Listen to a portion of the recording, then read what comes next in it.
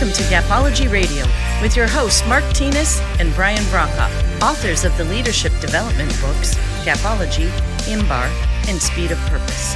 At Gapology, our purpose is to help leaders achieve their greatest potential.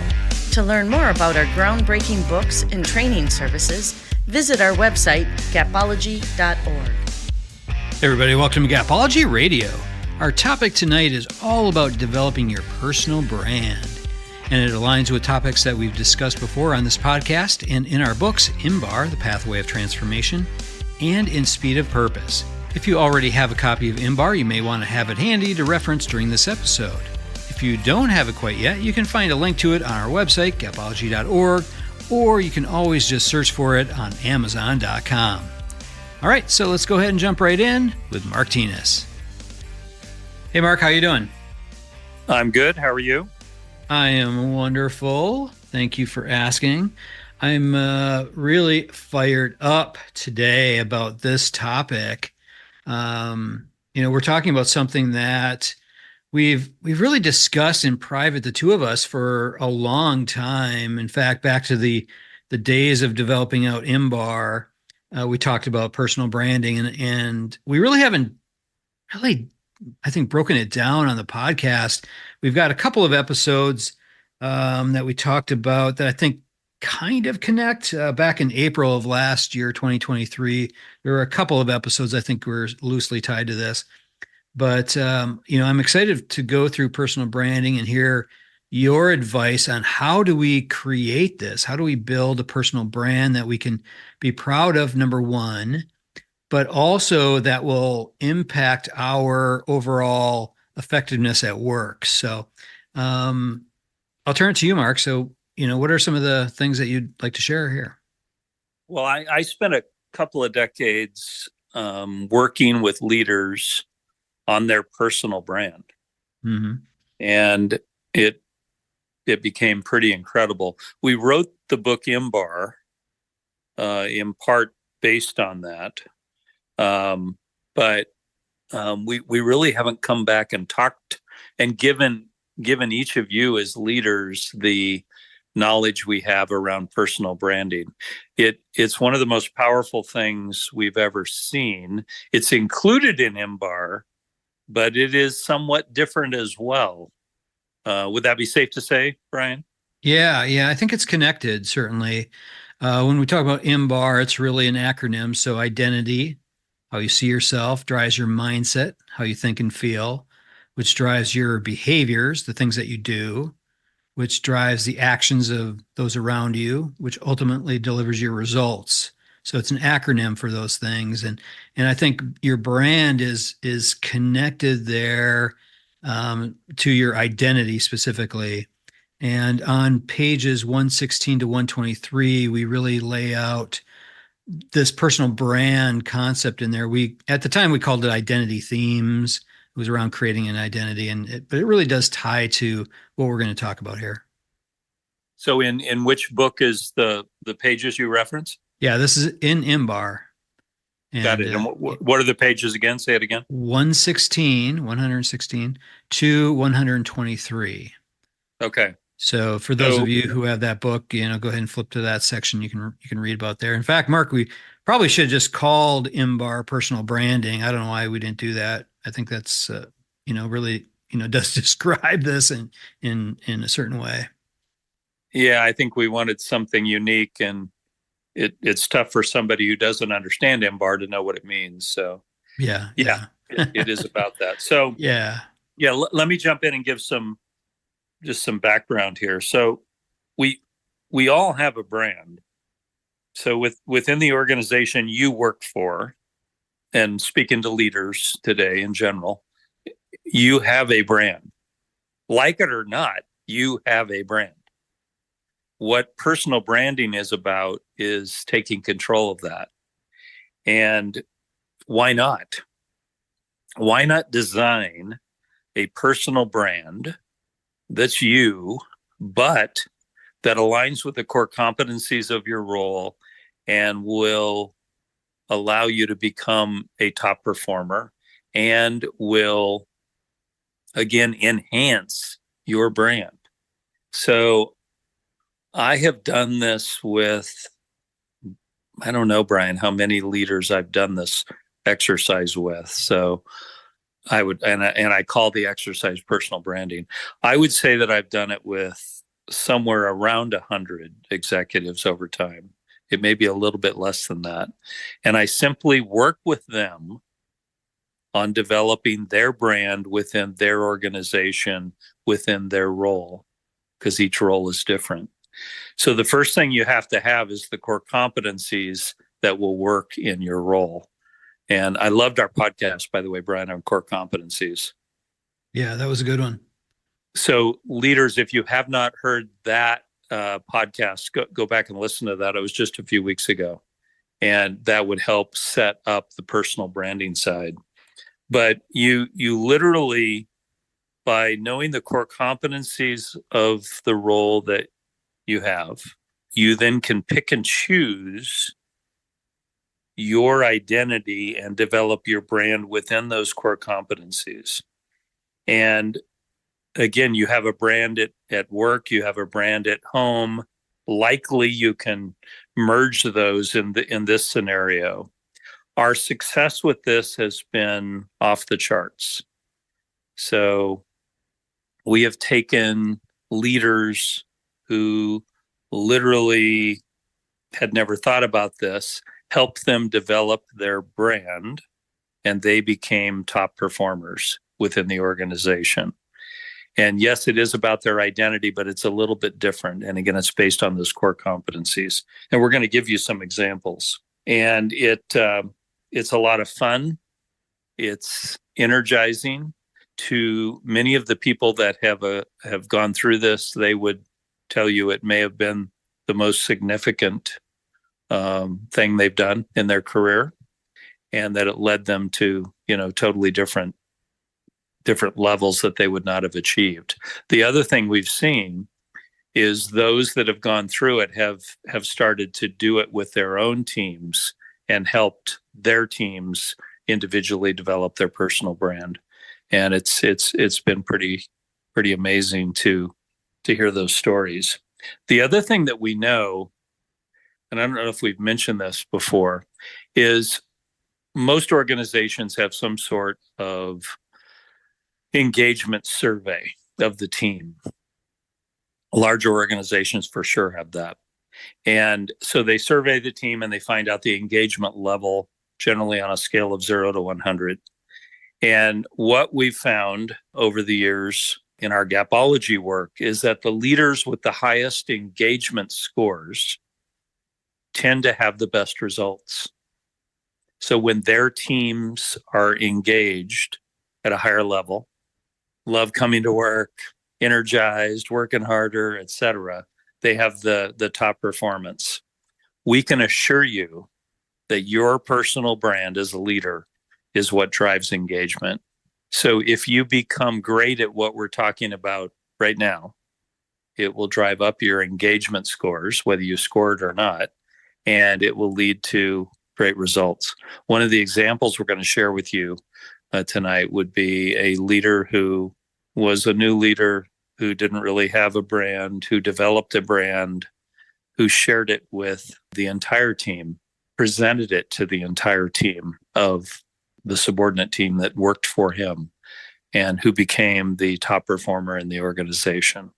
So personal branding has that level of potential impact if you go for this. Sorry for the lengthy intro there, Brian. What do you want to add before I go on? Yeah, no, that's great, Mark. Two things that I wrote down there. First of all, engagement is incredibly important. I think that's one of the key things overall to deliver the results you're looking for. It also impacts things like retention and commitment and some things like that. So don't underestimate the importance of team engagement and individual engagement, and your personal brand, how you lead your team, how your team sees how you lead them. That is instrumental in that. The other thing, and it's really almost a question mark. So you're talking about core competencies. And often in organizations, core values goes along with that. So anytime you hire people or you're training people, you want to always include core competencies and core values, the things that the company believes in. We refer to it as our purpose and that kind of thing. How do you think core values falls into this? Yeah, great question. So step back from that a bit and just come to the purpose of the organization. And if you don't have one, develop one. So the purpose often defines then the core values of the organization. It's what you're all about. It's your foundation. It's who you are. The core competencies then are the skills that are needed by role. And again, we're talking about leaders here in general. So what are the core competencies, the skills that we need in our leaders that will deliver the values and the purpose? Does that make sense, Brian? Yeah.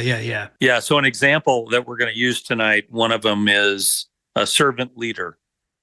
So servant leader, a leader that serves their team, is a core competency that in the organization we're talking about would align with the values and also deliver the purpose. But that's a core competency. Most leaders are not servant leaders. Think about that. Yeah. And could that be part of your brand? So leaders right now thinking about this, is servant leader part of your brand? Could it be? What if it was a big part of your brand? How might that change your engagement scores and your results? So that's a core competency. It's not an easy skill to have. So core competencies are skills. It's not an easy skill to have, but it can be developed and it can be life changing in total. Does that answer your question? Yeah, that's great. I love that. I love what you said there, that your competencies will deliver your values. That almost should be on a t-shirt. I love that. I don't have that t-shirt. Yeah, I see how that's connected. So what are you waiting for? Need to get on that right now. Get on it. Okay, by the end of the podcast. No, that's great. Yeah. So you do need to know if the organization hasn't given them to you, you do need to know the core competencies of your role. So we suggest, again, 3 to 5, and there's likely 5 core competencies that equal your role. And again, if the organization hasn't given them to you, go ahead and, come up with them so that you have them. They are key to success in your organization, in your role. And that's the starting point. But your brand then is built from that. So we suggest, and we strongly believe, that the number of core competencies in your brand needs to be 3. And, we could go into lengthy detail about why, but 3 seems to be the magic number. So you literally pick out of the core competencies of your role, the 3 that are going to be your brand. You're going to deliver those 3, and then you rank them. And this is a big deal. What is the number 1? What is number 2? And what is the tertiary number 3? And they may have a logical flow for you. So that part's not as difficult as it may sound, but they are 1, 2, and 3. Once we're there, we're actually well on our way to developing your brand. Yeah, I like that ranking thing. And I see how one can kind of build upon the other, or one kind of creates the other, if you think about how they're connected. Yeah, so what we do there is the number 3 has to pass through the number 2, and the number 2 then through the number 1. So they all pass through the lens of number 1. So let's just pick servant leader for a moment, since we mentioned it earlier.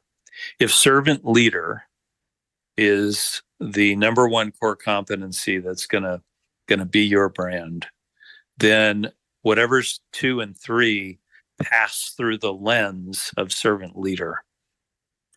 That changes everything. So they have the context of servant leader. And that, again, illuminates your brand like you can't believe. So number 2 and number 3, without passing through servant leader, standing on their own may not really create the brand. But when they pass through servant leader, the brand is created. I hope that's not too complicated for those of you that haven't approached this topic before. But that piece of it right there is totally significant to the point of you really do need to understand that piece. Can you help illuminate that a bit? Yeah, looking at it as a lens, I think is the right way to do it. So if you set servant leader as your primary and you hold it up like it's a camera lens or something, and you hold it up and you're looking through that, that creates everything that you see, everything that you deliver beyond that. So that would be, you look through the servant leader lens and you're going to see these other two competencies that you're going after. And it really needs to be something that's, I think, significant. Your number one has to be significant. It has to be something that's really important that you're going to hold as your most important thing that you're, seeing as your brand. Just the word servant leader, that's a massive brand.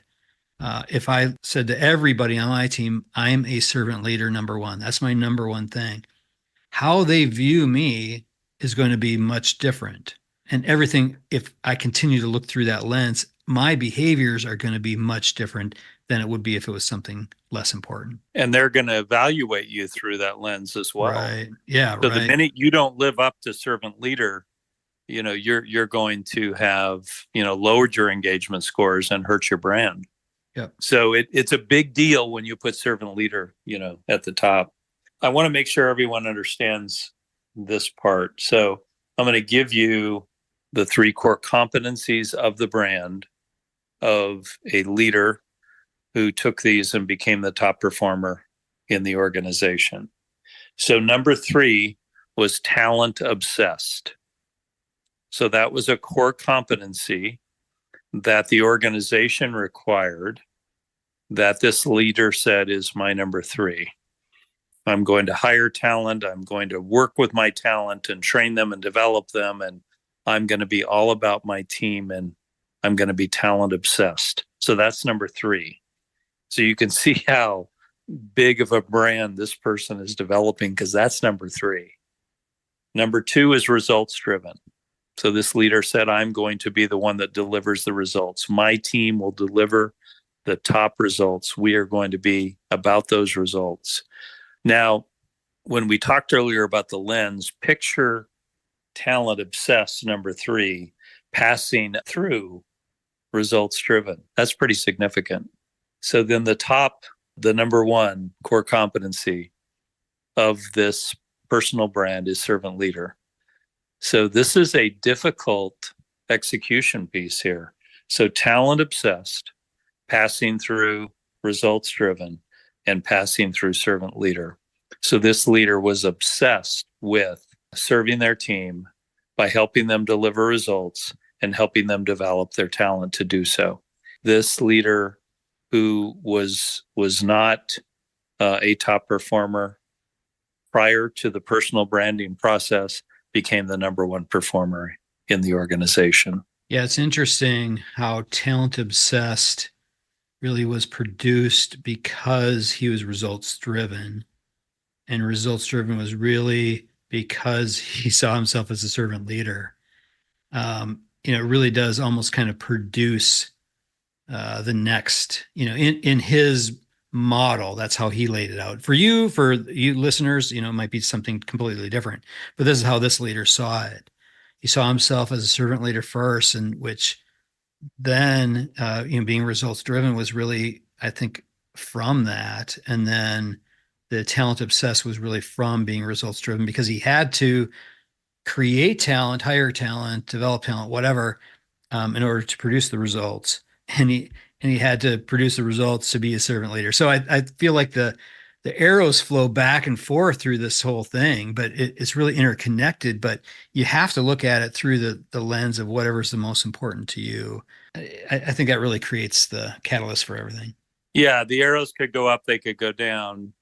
Again, picture this visually as 3 umbrellas sort of stacked on top of each other. Again, think about the fact that we're simply starting from the standpoint of saying, I'm going to be a servant leader. That's going to be my brand. I'm going to be results driven. I will be talent obsessed. And that powerful recognition that that's what you go after every day, game changer. Mm-hmm. Yeah. Top performance isn't far away. Extremely high engagement, not far away. You can get there. So what this leader did, which I shared with Brian, is he created this giant poster on foam core, and it was his brand.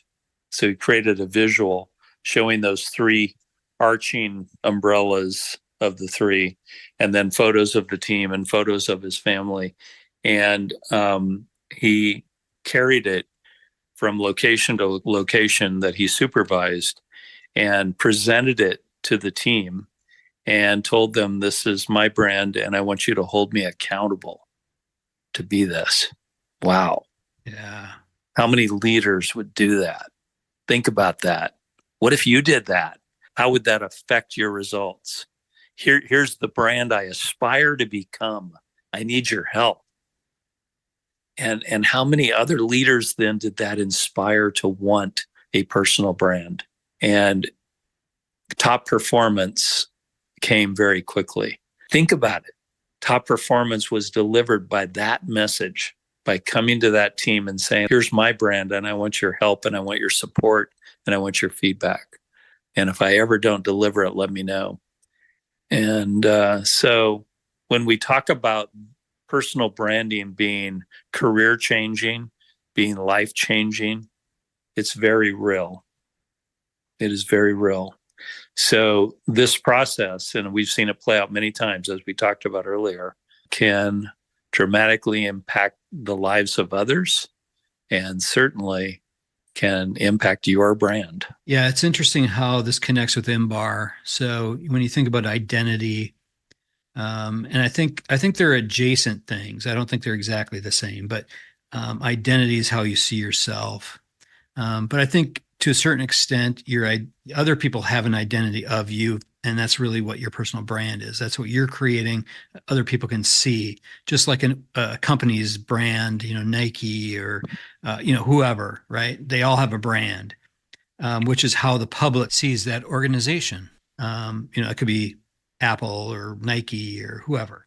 The public sees that organization through that lens. So with a personal brand, this is how other people are going to see you. Who you are, what you do, I think is an important part there. What can they count on from you? I think that's an important part there. It's really critical to develop this with intent rather than just kind of letting it happen.